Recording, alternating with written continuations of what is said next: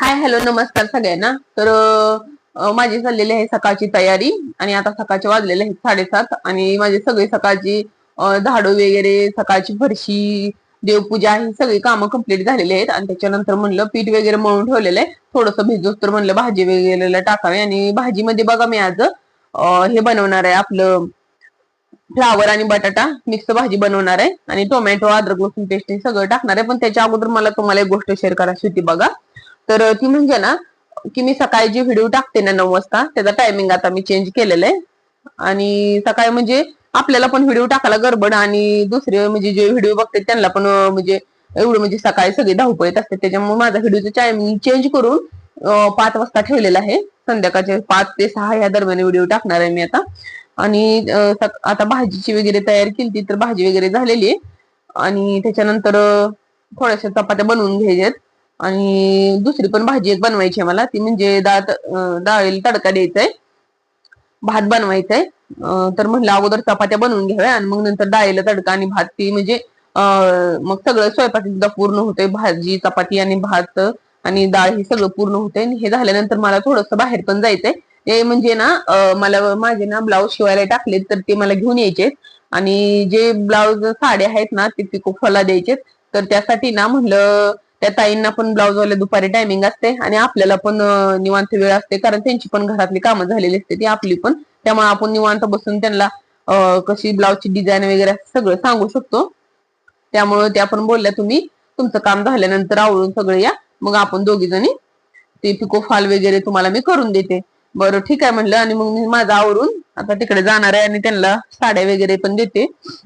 आणि माझे जे शिवलेले ब्लाऊज आहेत त्यांनी ब्लाऊज पण माझे त्यांनी छान शिवलेत बरं का. एकदम म्हणजे जी डिझाईन वगैरे मी दाखवली तशी डिझाईन वगैरे त्यांनी शिवलेली मी तुम्हाला दाखवीन परत एखाद दिवशी व्हिडिओ मध्ये की म्हणजे छान डिझाईन वगैरे काढलेली आहे त्यांनी आणि मस्त म्हणजे असे ब्लाऊज शिवून दिलेले आहेत. आता बघा मला इथे डाळीला तडका द्यायचा होता तर त्याच्यासाठी ना मी थोडस कडीपत्ता अद्रक लसूण पेस्ट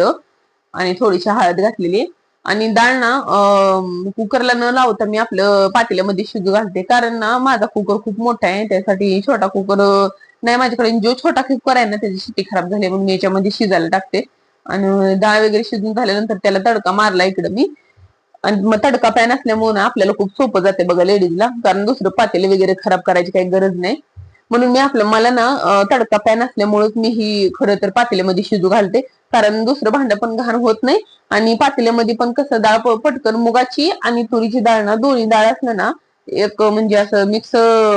एकूण असं दोन्ही डाळ मिळून येते आणि भाजी अशी छान होते बघा. तर मी तशा प्रकारे बनवली इकडे देवपूजा वगैरे झालेली आहे माझी आणि थोडासा भात पण टाकलेला आहे मी आणि घरातली म्हणजे झाडू वगैरे मारून फरशी वगैरे झालेली आहे आता एकदा परंतु आमच्याकडे वातावरण ना असं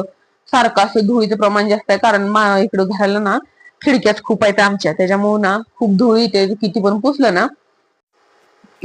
तर असं वाटतंय ना की म्हणजे सकाळी फरशी पुसली तर मग संध्याकाळी पुसावच लागते असं होतंय ती कारण ही जे उन्हाळ्यातलं वातावरण आहे त्या दिवसात जास्त धूळ येते मला असं वाटते कारण पावसाळ्यामध्ये एवढी काही धूळ नसते. पावसाळ्यामध्ये आपलं कसं एकदा जरी फरशी पुसली ना तरी बास होते कारण काही धूळच येत नाही पावसाळ्यामध्ये तरी मी दारामध्ये पाणी वगैरे ओतत असते तरी पण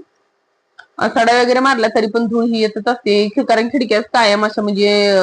उघड्या ठेवायची सवय लागली आम्हाला मी खिडक्या झाकत नाही त्यामुळे धुळीचं प्रमाण पण येत राहते फक्त किचन मध्ये एवढी जास्त धूळ येत नाही कारण किचन मध्ये ना एक खिडकी इकडच्या साईडची कायमची बंद असते बघा. तर आता थोडं चहाला वगैरे ठेवलेलं आहे आणि आता पूर्ण दिवस हा असा होता.